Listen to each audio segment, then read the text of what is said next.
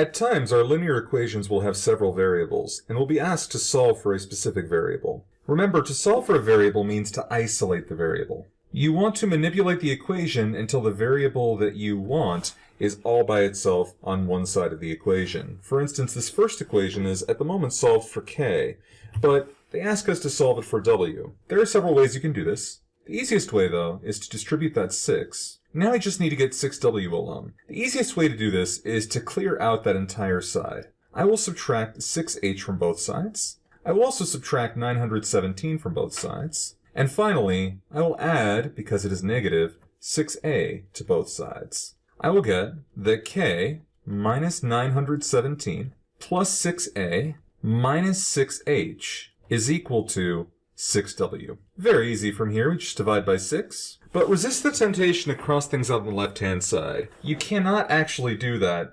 unless you can divide every single term by 6. So if I did want to simplify there, the only way that would be possible is if all of these terms, all 5 of them, were divisible by 6. Since it's not the case, we can't do that. Now, if you did want to, you could divide each individual term by 6. That is certainly permissible. It's not always worth it, though, because it is extra work, but you certainly have the option. Then you will get that w is k over 6 minus 917 over 6 plus a minus h. For the second problem, you have to be a little careful because there is a little snag that might catch you if you don't know to look for it. Notice that h represents the man's height in inches over 5 feet. You don't want to plug in the total height because you'll get some very, very strange answers there. Instead, you just want the height that is over 5 feet.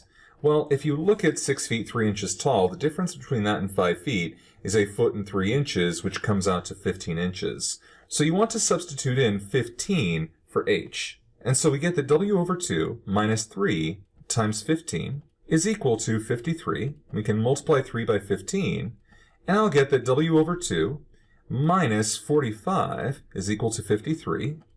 And now we simply isolate w. We solve for w yet again. So I will add 45. I will get 98. So w over 2 is going to equal 98. And then if I multiply by 2, I will get that w is 196 pounds.